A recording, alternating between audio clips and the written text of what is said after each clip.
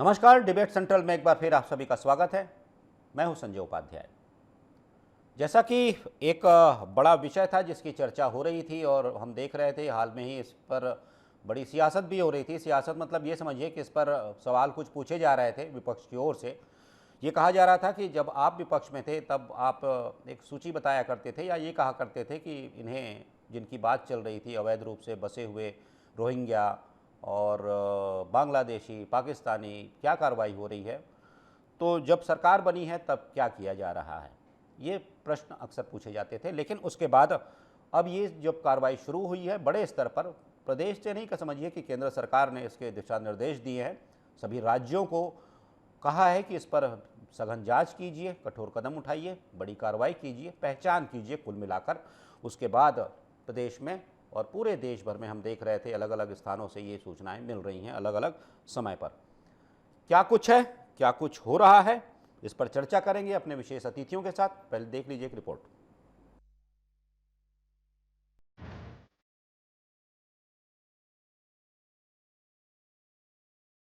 छत्तीसगढ़ में अवैध रूप से रह रहे बांग्लादेशी नागरिकों के खिलाफ सरकार ने सख्त रुख अपनाया है।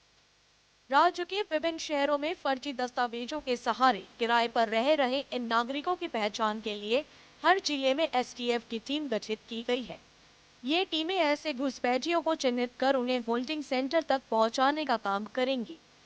इसके साथ ही मकान मालिकों को भी चेतावनी दी गई है कि यदि किसी विदेशी नागरिक बांग्लादेशियों या पाकिस्तानी और रोहिंग्या मुसलमानों को किराए पर रखा है तो तुरंत पुलिस के सामने आकर स्पष्टीकरण दे, अन्यथा उन पर भी कार्यवाही हो सकती है।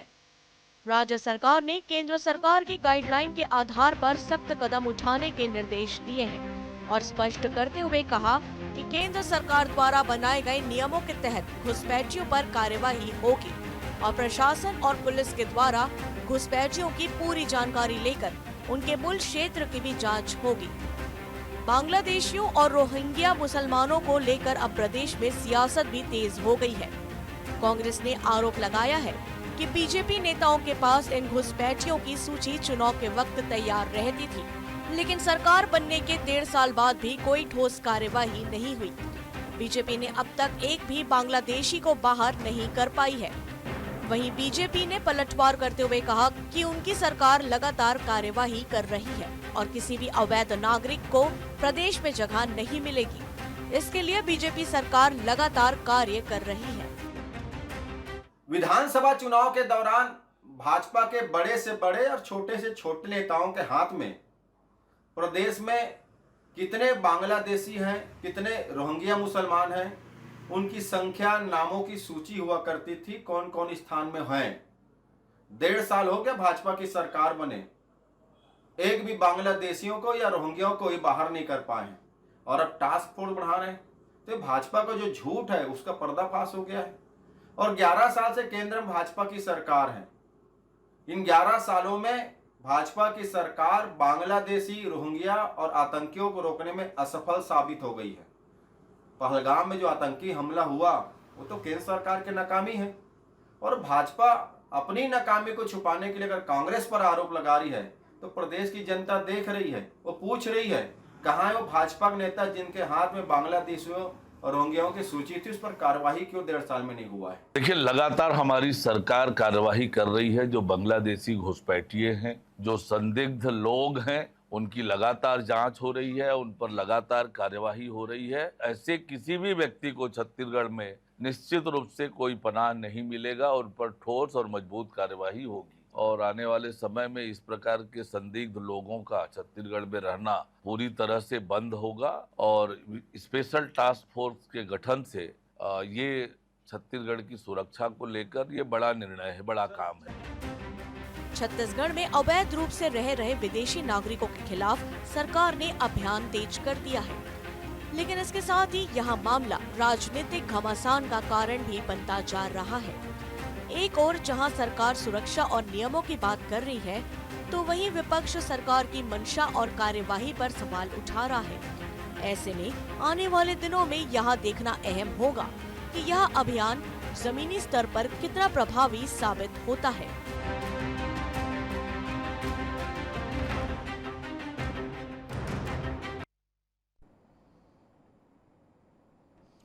तो आपने सुना रिपोर्ट में क्या कुछ था, आपने देखा भी क्या कह रहे हैं डिप्टी सीएम, आपने सुना, साथ ही साथ कांग्रेस क्या कह रही है, प्रवक्ता क्या कह रहे हैं आपने सुना।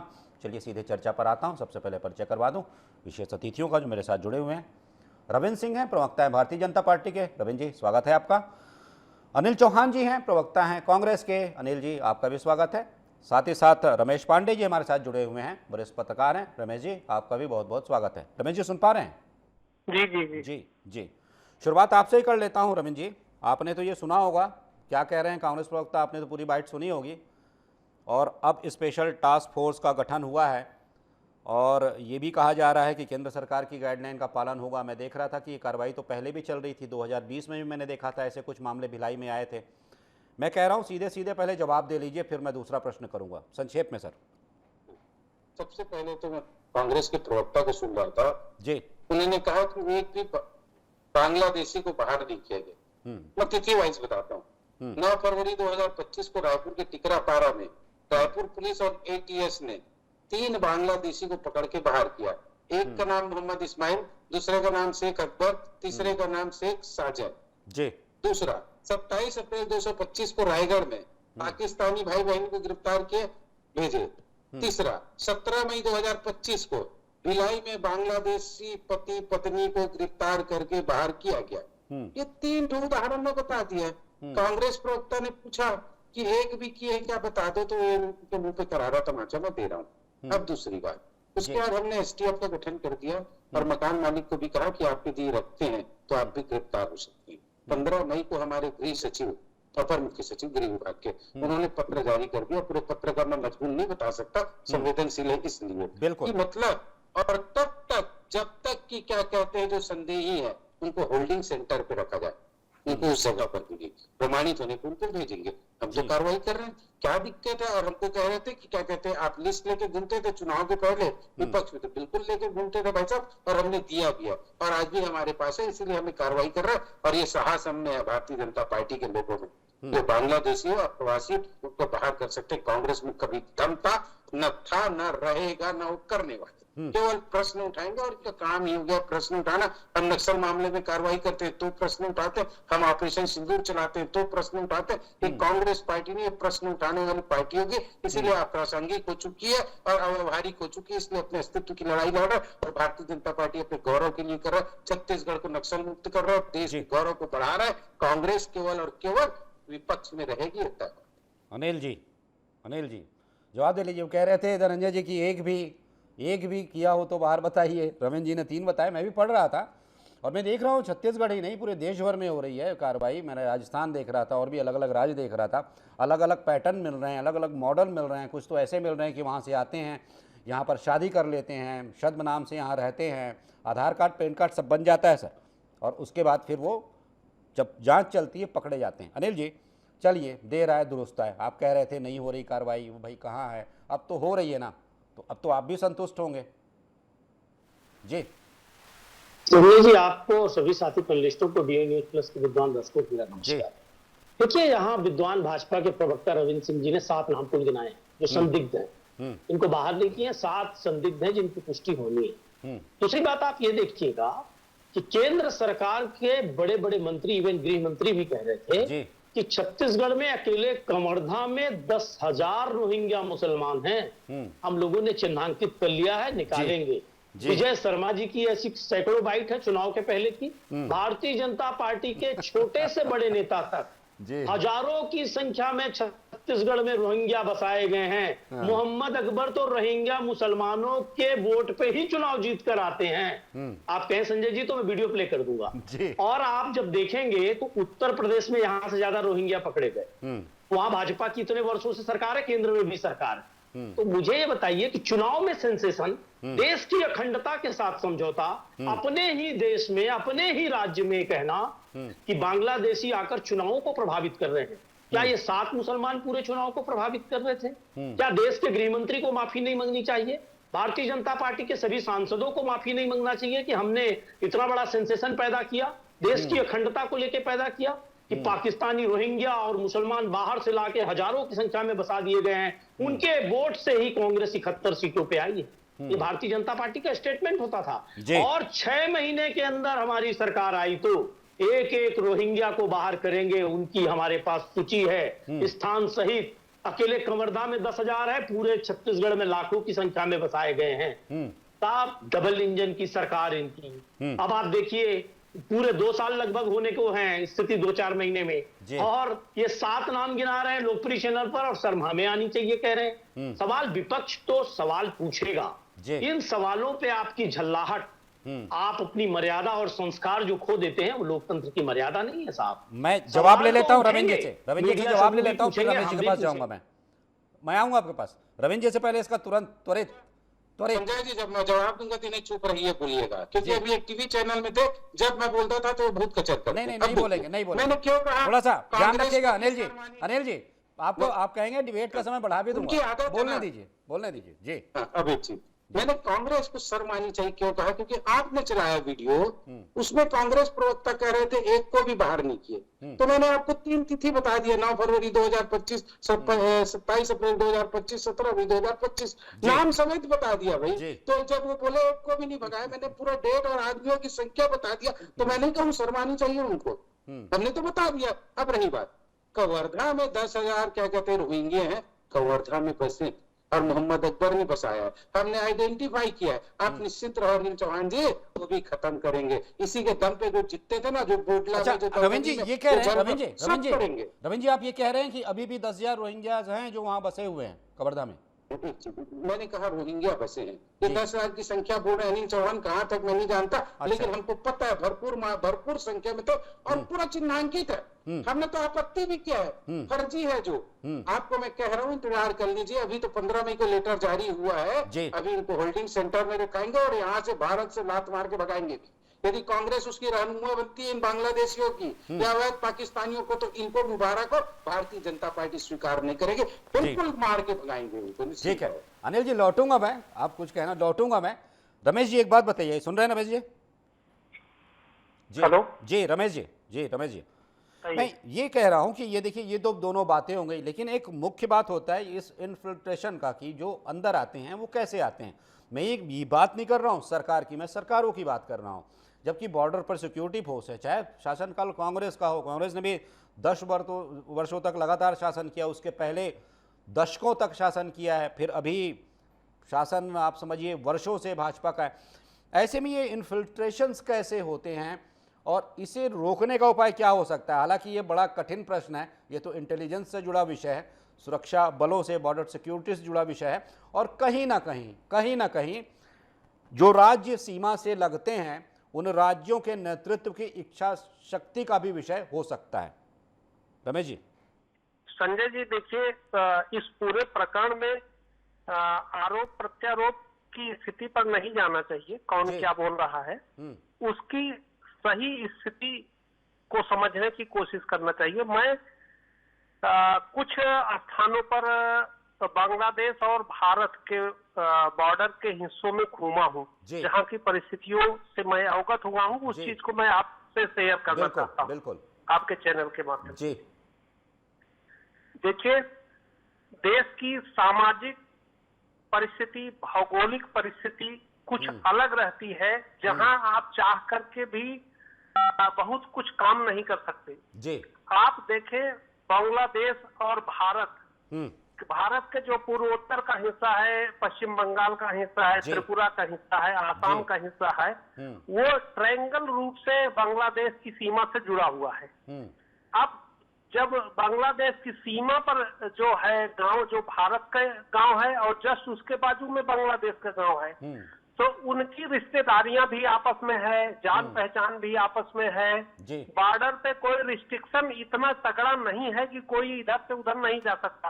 लोग भारत के हैं और खेती उनकी बांग्लादेश में है, लोग बांग्लादेश के हैं, खेती उनकी भारत में है। तो ऐसी परिस्थिति में वहाँ जो बॉर्डर सिक्योरिटी फोर्स है वो थोड़ा सा डेली बेसिस का वो एक अनुमति पत्र देती है, और उस अनुमति पत्र के हिसाब से इधर के लोग उधर, उधर के लोग इधर आते जाते रहते हैं जी। अब उसमें जो गिरोह होता है, जो इस तरह का एक रैकेट काम करता है, जैसे आप देख रहे होंगे कि देश में फर्जी तरीके से आधार कार्ड बना देते हैं, फर्जी तरीके से पैन कार्ड बना देते हैं, जी। फर्जी तरीके से आपका वोटर आईडी बना देते हैं। उसके माध्यम से लोग इधर से उधर शिफ्ट कर जाते जी। हैं और वो परिवहन करके देश भर में फैल जाते हैं। आप इधर आइए, मणिपुर म्यांमार के हिस्से में भी देखिए ऐसा ही हो रहा है। जी। तो ये एक बहुत लंबा प्रोसेस है। जिस परिस्थिति को मेरे ख्याल से, मैं सरकारों पर नहीं जाऊंगा कि भारतीय जनता पार्टी या कांग्रेस बिल्कुल, पार्टी बिल्कुल। जो भी मैंने भी सरकार आती होगी, जी। मेरे ख्याल से कोई भी सरकार ये नहीं चाहेगी कि दूसरे देशों के लोग अनाधिकृत रूप से यहाँ आ जाए। दूसरी बात, आपको एक चीज और स्पष्ट कर दूं, जी। आप अभी देख रहे होंगे अवैध आव्रजन का मामला अमेरिका में बहुत सुर्खियों में छाया बिल्कुल, था, बिल्कुल। जिसमें भारत के बहुत सारे लोग अवैध रूप से अमेरिका में रह रहे थे। अमेरिका ने उनको प्लेन से भारत वापस भेजा। जी। तो ये ऐसा नहीं कि भारत के लोग जबरिया घुस गए थे अमेरिका में, ऐसे ही यहाँ की भी परिस्थिति है।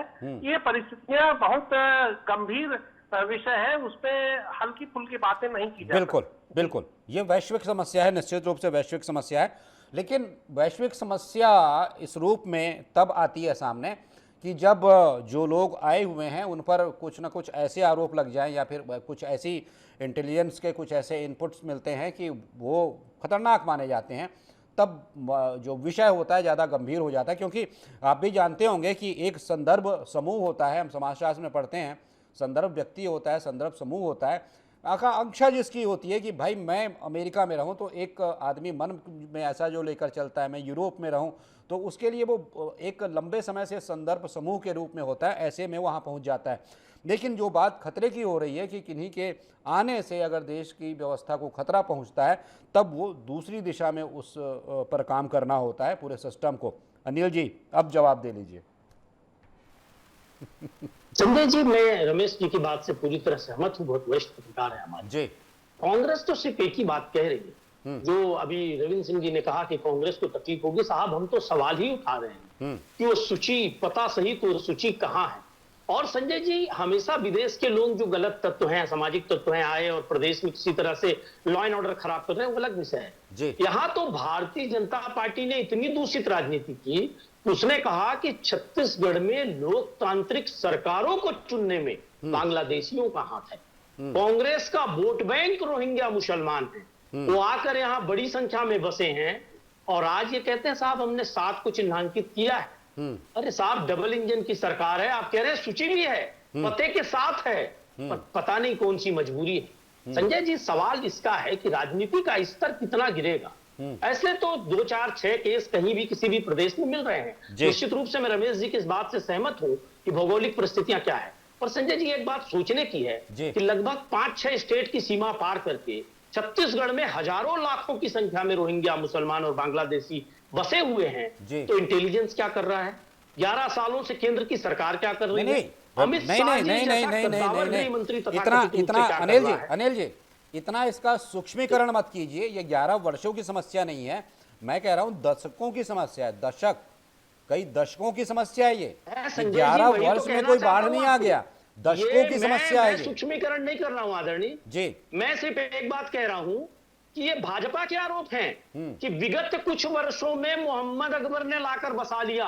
वो कुछ वर्ष 2-4 वर्षों में बसा लिया जब भाजपा की सरकार थी, उनका कहना था। अच्छा। डबल इंजन की सरकार थी। अच्छा। लेकिन फिर भी हमने बसा लिया और हम चुनाव जीत गए। ये 2018 में हमारे ऊपर आरोप था कि हम एकाएक बांग्लादेशियों को हजारों लाखों की संख्या में यहाँ लाए, रोहिंग्या को, और कांग्रेस ने प्रायोजित तरीके से उनको शरण दी और चुनाव जीत लिया। अच्छा। कितना दूषित आरोप है, कितना सूक्ष्मीकरण है इस बड़ी समस्या का, वही तो मैं आपसे कहना चाहता हूं। तो नहीं, जब बसाया था तब आज भी भाजपा कह रही है, बसाया था तब हार कैसे गए?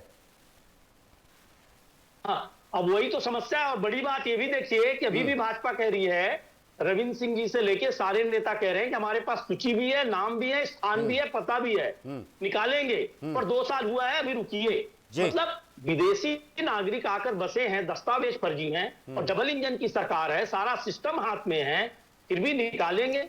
अब तो साहब, जो चुनाव मुख्य चुनाव आयुक्त की नियुक्ति है उसमें भी आपने सुप्रीम कोर्ट को बाहर कर दिया, वो भी हमारा है बोल रहे हो, तो मतदाता सूची से भी बाहर करते बन जाएगा। और कहीं ना कहीं केंद्रीय एजेंसियों से आप बड़े बड़े नेताओं और मंत्रियों को जेल भिजवा रहे हो, राजनीतिक विषय- दलों को खत्म कर रहे हो, विषयांतर विचारधाराओं को विषयांतर खत्म नहीं होते हैं अनिल जी, विषयांतर नहीं होते हैं, विषयांतर नहीं होंगे इन विषयों पर। मैं आपके साथ बहुत चर्चा कर चुका विदेशी हूँ। नागरिक तो ढूंढ सकते हैं कहाँ कहाँ हैं। जी बिल्कुल वो रविंद्र विदेशी जी, नागरिकों को तो ढूंढ ले। चलिए सारी एजेंसियां एक मिलकर। अच्छा काम तो आप हमें दोनों लगेगा कर रहे कि हैं। बहादुरी का काम किया, उनको क्या बाहर है करेंगे। अनिल जी, रविंद्र जी, आप दोनों एक अच्छा काम कर रहे हैं, मेरा काम आसान कर दे रहे हैं। आप दोनों ही एक दूसरे से सीधा सवाल पूछ रहे हैं, मुझे उसमें कुछ जोड़ना नहीं पड़ रहा है। रविंद्र जी सीधा अच्छा जवाब। जी जी जी एक चीज बताइए। जी ये बोलते हैं कि बांग्लादेशी या मतलब पाकिस्तानी भी लोग आके मतलब भारत सरकार की सत्ता को बदल के क्या कहते हैं इसको ला देते हैं, इतना ला देते हैं। नहीं, ये मैं एक पूछ चीज रहे हैं बता रविंद्र दूं, जी, मैंने जो कहा था ये उसका पूछ रहे हैं कि जवाब- जब थे तो हार कैसे गए, इतने ज्यादा जब थे तो हार कैसे गए। एक जी मैं बता रहा हूँ। जी आप एक चीज बताइए, अभी पाकिस्तानी लोग, पाकिस्तानी प्रधानमंत्री और उनके बड़े बड़े रहनुमा थे ना जो कांग्रेस के थे, उन्होंने अपील नहीं किया पिछले चुनाव में कि मोदी को हराना करके। बिल्कुल देखिए अपील पाकिस्तान से अपील नहीं हुई। बिल्कुल। कौन लोग थे कि क्यों मोदी जी को हराना चाहते हैं? जी कौन से कांग्रेस को मतलब चाहे थे और वो हो गए लाडले लोग जो मोदी जी को हरा रहे, दूसरे से पाकिस्तान से वो आता है फरमान। इसीलिए अब रही बात, हमने कहा कि कांग्रेस के शासनकाल में मोहम्मद अकबर के समय तवर्धा में हुआ। तवर्धा हमने संख्या नहीं बताई, 10,000 लाखों की संख्या में आ गए। क्या हमने कभी नहीं कहा कि इन लोग सरकार बनाने बिगाड़ने में करते, इनकी हैसियत नहीं है कि सरकार में, लेकिन बहुत तायत रूप से कवर्धा में आए, हमने ये कहा जी और कोई 11 सालों में नहीं। अब देखिए जैसे रमेश पांडे जी ने कहा, बंगाल से लगा हुआ पश्चिम बंगाल, वहां तिस्ता नदी बहती है, पद्मा नदी बहती है, गंगा नदी के मतलब प्रारूप है। सबसे बड़ा हमारा जो ना देश किसी के डेल्टा। साथ यदि मतलब जी, वो है जी। सीमा है, सीमा जो है उसी के साथ है बांग्लादेश से, और बहुत आसानी से प्रवास हो सकता है। नदी के कितने कितने क्षेत्र में हम रखेंगे जो इंटेलिजेंस फेल हो जाएगी। अरे भाई वो तैर क्या रहते हैं, पता है क्या कहते हैं, बांग्लादेश और भारत की एक समस्या लगे, रात को गाय को बहा देते हैं, गायों की तस्करी हो जाती है, बड़ा बड़ा छपा है। और कुछ भी हो तो भाजपा को दोषी मतलब 11 साल में आ रहा है। दोस्त मत दीजिए, कम से कम राष्ट्रीय हित पे मत दीजिए। और हम निकाल रहे तो बुरा क्या कर रहे हैं अनिल जी, यदि बांग्लादेश के रोहिंग्या को निकाल रहे, आप लोगों के पेट में क्यों दरकता है? हम पहचान रखे ना, निकालेंगे ना। इनकी हैसियत है क्या छत्तीसगढ़ में आपकी सरकार बना दे, हमारी सरकार को बिगाड़ दे? बिल्कुल नहीं है। लेकिन ये लोग हैं, इसीलिए 30 दिन के अंदर इनकी जांच करके, अभी 15 तारीख को है, पुलिस प्रशासन और सामान्य जिला प्रशासन के माध्यम से इनकी जांच करके इनको होल्डिंग सेंटर में रखेंगे। और हम भगा रहे हैं तो आप हमारा समर्थन करो भाई, आप भी समर्थन, आप लोग क्यों बचाते हो उनको?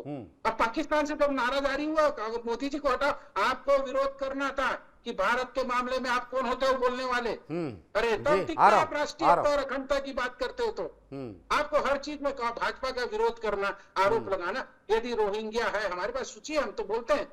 निश्चित गांव गांव में प्रस्ताव पास हुआ कि इनका आधार कार्ड कैसे बचाओ, तो निवासी नहीं है, गांव गांव कवर्धा में है। आप लोग अपने क्षेत्र में नहीं करते होंगे पहचान, लेकिन भारतीय जनता पार्टी के लोग करते हैं और करेंगे भी ना। इसीलिए 15 तारीख को आदेश हुआ। तो क्यों हुआ है मालूम, कि हमारी इच्छा शक्ति, हम में हिम्मत है। इसलिए मैंने कहा कांग्रेस में दम था ना है ना रहेगा, बिल्कुल नहीं रहेगा। आप कभी बात नहीं करोगे, हम करेंगे अनिल जी, निश्चित रूप से करेंगे। और एक बात, एकदम झूठ बोल रहे थे अनिल जी कि मतलब क्या कहते हैं, उन्होंने कह दिया सरकार, हमने कभी नहीं कहा है सर। ये अनिल जी के दिमाग का फितूर है, ये बहुत सारी बात बोल रहे थे, उसका खंडन करता हूं।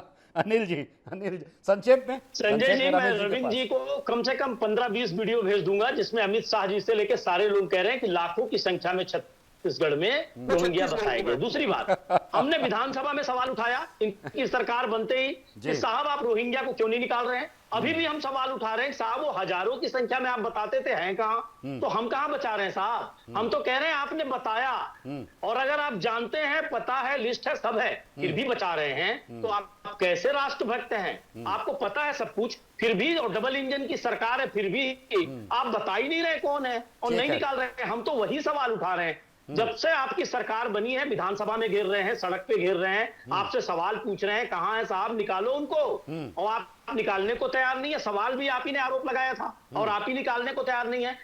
ऑपरेशन सिंदूर, नमस्ते ट्रंप, ट्रंप किसका का है, मैं इन विषयों पे बहस नहीं करना चाहता। आप गए जरूर थे, पूरे हिंदुस्तान ने देखा है कि क्या स्थिति की है आप लोगों ने। मैं उन विषयों पे नहीं जाना चाहता, जिस विषय पर थोड़े दूसरे विषय हो जाते हैं, इसीलिए मैं उन विषयों को नहीं छुआ, आप सुने थे तो दूसरे विषय हो जाते हैं। इसलिए मैंने बताया कि साहब हम तो सवाल उठा रहे हैं कि रोहिंग्या को निकालिए, और ज्यादा सवाल उठाऊंगा संजय जी तो भाजपा के प्रवक्ता आजकल नई परंपरा चालू कर दिए हैं, गालियां देते हैं, खुलेआम चैनलों पे जेल भेजने की धमकियां भी देते हैं। तो ये अब नहीं, नया रविंद्र विषय रविंद्र जी हो ऐसे गया है। नहीं, इतने रविंद्र जी हिंदू ऐसे नहीं है, बाद मैं में आ जानता गए हूँ हैं। रविंद्र जी और ऐसे बाद नहीं में है। कहते हैं कि बीच बोले इसलिए हमने गालियां दी है।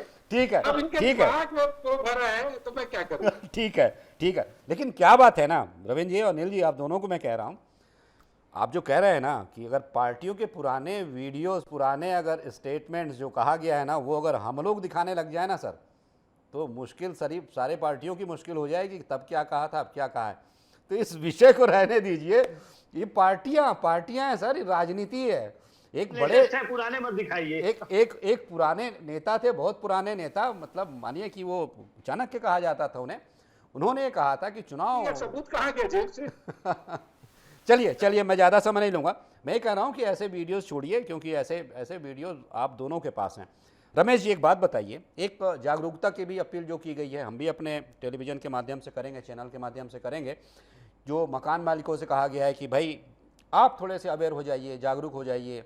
अगर ऐसा कोई संदिग्ध व्यक्ति रहता है, या फिर आप जिसे जानते हैं, या फिर आपने भूतकाल में कभी ऐसे व्यक्ति को पहचान कर उसकी सहायता की हो, तो उसकी पहचान बताइए। निकटस्थ पुलिस स्टेशन है या जो भी सक्षम अधिकारी है, उसे उसकी पहचान बताइए। आप बच सकते हैं, अन्यथा आप पर भी कार्रवाई हो सकती है। उसके लिए भी प्रावधान है, क्या क्या सजाएं हो सकती हैं। तब ऐसे में क्या लगता है रमेश जी कि अगर इस अपील को, जागरूकता के इस भाव को अगर लोग समझ जाते हैं पूरे देश भर में, तो बड़ी संख्या में ऐसे लोग स्वयं ही चिन्हांकित हो जाएंगे। प्रशासन तो अपना काम करेगा, पुलिस अपना काम करेगी, इंटेलिजेंस अपना काम करेगा, लेकिन उनका काम बहुत आसान हो जाएगा। रमेश जी। देखिए संजय जी, मैं इन सारी परिस्थितियों को देखते हुए कुछ बात कहना चाहता हूँ बिल्कुल, जो मेरे बिल्कुल मन में है जी। कि भारत की संस्कृति वसुधैव कुटुंबकम की रही है। बिल्कुल।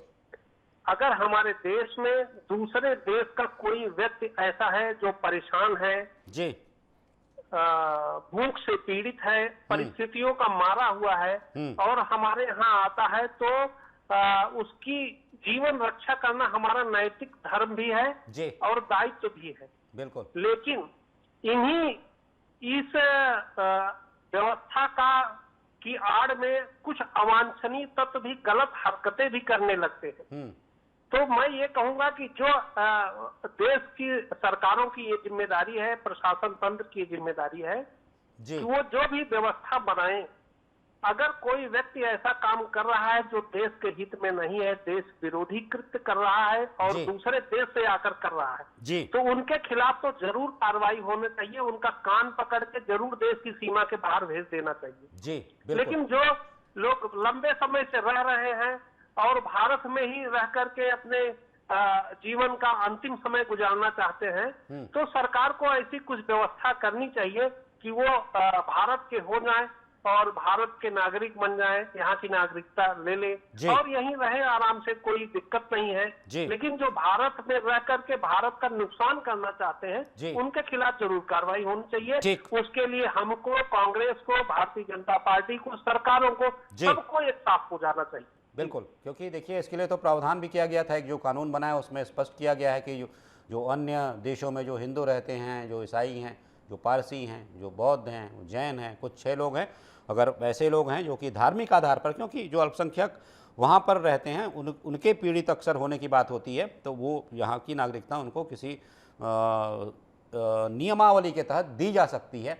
और दूसरी बात है जो कि अन्य देशों से यहाँ आकर रहते हैं और उनके तार जुड़ते हैं और एक बड़ा नेक्सस दिखाई देता है। तो अभी हाल ही में मैं देख रहा था, सुप्रीम कोर्ट का एक जजमेंट आता है, या फिर कह दीजिए एक वक्तव्य है, जिसमें ये कहा जाता है, जिसमें यही नागरिकता मांगी जाती है इस बगल के किसी देश के व्यक्ति से, तो सुप्रीम कोर्ट कहता है कि ये देश धर्मशाला नहीं है। वैसे ही हमारे पास 140 करोड़ की आबादी है जिससे हम संघर्ष कर रहे हैं और हम आपस में अपनी कहिए कि अपने देश की स्थिरता के लिए हम लगातार काम कर रहे हैं। तो ये भी एक बात है। निश्चित रूप से इसके लिए प्रावधान सरकार ने किए हैं और इसके द्वारा प्रावधान सरकारों के द्वारा ही किया जाना है, जो कि किया गया था पहले भी और हो सकता है आने वाले दिनों में भी कुछ हो। तो चूंकि समय की बाध्यता है आप दोनों ने एक दूसरे को नहीं टोका। अनिल जी और रविंद्र जी बहुत बहुत धन्यवाद, आप सभी इस चर्चा में शामिल हुए। रविंद्र जी बहुत बहुत धन्यवाद, अनिल जी बहुत बहुत धन्यवाद। साथ ही साथ रमेश पांडे जी, आप हमारे साथ जुड़े, आपका भी बहुत बहुत धन्यवाद इस चर्चा में शामिल होने के लिए। तो कुल मिलाकर विषय गंभीर है, बड़ा है, क्योंकि यह दशकों से बड़ा ऐसा विषय है जिस पर कि अब सोचा जा रहा है कि बड़े स्तर पर काम किया जाए। केंद्र सरकार ने गाइडलाइन जारी कर दी है, राज्यों से कहा है कि इस पर वो त्वरित कार्रवाई करें, संवेदनशील विषय है, इस पर सतर्क होकर कार्रवाई करें और पूरी जांच करने के बाद इस विषय पर आगे बढ़ें और ऐसे लोगों को पहचान कर उन्हें बाहर भेजने की प्रक्रिया शुरू की जाए। तो चलिए, आज की इस डिबेट में, इस चर्चा में सिर्फ इतना ही। किसी महत्वपूर्ण विषय पर फिर मिलेंगे, फिर बात करेंगे। तब तक दीजिए आज्ञा। नमस्कार।